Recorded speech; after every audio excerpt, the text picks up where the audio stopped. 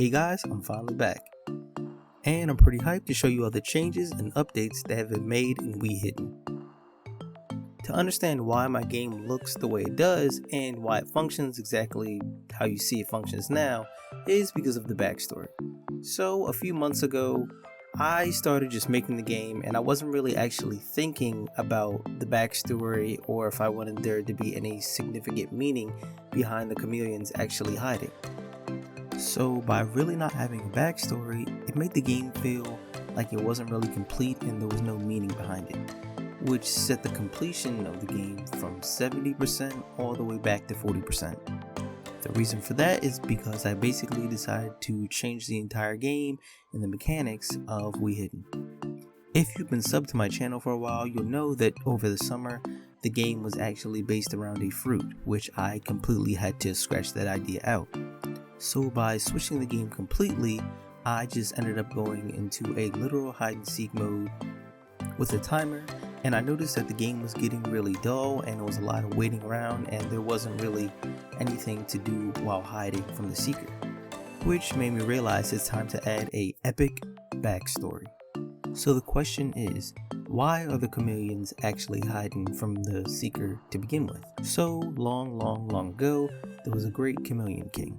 And this king wanted to expand his empire, and in order to do so, he would have to go out and conquer new land. And you can't conquer land without sending out a group party to, collect new items, research, understand the land that you're trying to take over. Now this party is expected to perform certain roles or jobs that the king has assigned them. So I came up with 4 different jobs that the king has assigned.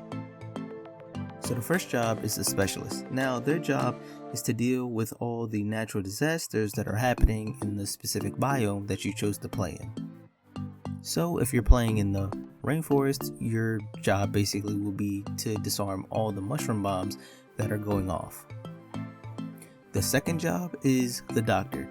If you're going to go out and conquer new land, you're definitely going to need somebody who can heal or revive, which would be the doctor out there in the medical field.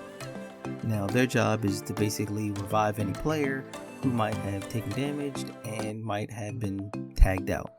They also have the job of healing any hurt characters that you find in the game or collecting medical data for research purposes.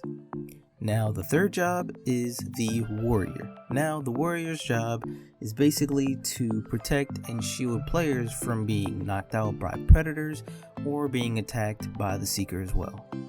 The fourth and final job is the party member. Now the party member can literally do any of the required jobs that the king has assigned. So you could be on egg duty, garbage duty, researcher, or you might be a cleaner.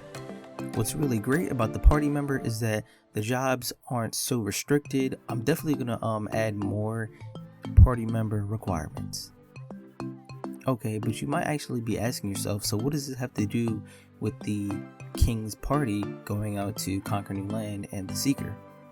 How I see it is, the seeker is basically a villain and the king and the king's party members are actually the heroes. So the seeker is a straight out antagonist and he's using the predators/birds to basically have his army go against the chameleon king and hopefully take out their empire. So this is literally a brawl between good versus evil. So the only way to win is to strategize and stay hidden. Okay, good. Now that we're all caught up on the backstory, now I can show you everything that I've changed and added to We Hidden. So first up, I had to add a job menu and buttons so you can see actually which jobs need to be done and which jobs aren't completed. Also, which job you have been assigned by the king. Also, I had to change out that really tacky cutscene where if you got attacked by a predator, you would be out for 15 seconds. I was not liking the UI at all, so I just decided to change it up and make it pop a little more. Now understand that the predators don't actually kill you, they only knock you out for a few seconds. But if you're tagged somehow by the seeker, that will actually remove the soul from your body. Now I know what you're thinking, how the hell can a chameleon remove the soul from your body? I was actually inspired by a really dark Kirby meme, how Kirby kind of just sucks everything in. So I'm definitely going to use some of that inspiration and add it to the Seeker. Now I haven't made that animation just yet, but you guys will definitely see that in the next devlog. And next up we have the AI movements. So all the AI movements have actually changed. So now if you are a party member and you're trying to do your job, you move directly to the job that you're supposed to be going to. And once you go to that job, there's a timer set. It might be anywhere between 1 to 3 seconds. You will sit there and then they will move on to the next job until all the jobs are done. Once all the AI players have completed their job, they will move to the hiding spot so that way they do not get caught by the Seeker. The next thing that I worked on was the minimap. And when I tell you that this was long overdue, people were definitely going to complain about, where's my character, where am I can't see anything. Well, now you can actually see exactly where you are and you can tell where other people are at on the map. I still think it needs a little tweak in the visuals department, but it's still good for the meantime. I also have to mention that I finally got around to redoing the UI and basically redoing everything in the start scene. The start scene was basically where you can choose how you wanted to play the game, the settings, changing your name. You could also see how to play the game and look at the tutorial mode as well. I was really struggling trying to come up and design the UI because I really wanted it to stand out but not take up so much space at the same time, but also still match the colors. So I think I'm going to stick with the green and light to dark earthy kind of color tones. I'm still trying to be creative and I'm still going to add a little bit more to it, but it looks a lot better than it did a few months ago. Now we're getting to my favorite part of the changes that I made in We Hidden. So as the doctor, you can basically revive any player that you see that has their soul left their body. Now this is really great to strategize the game a little bit better.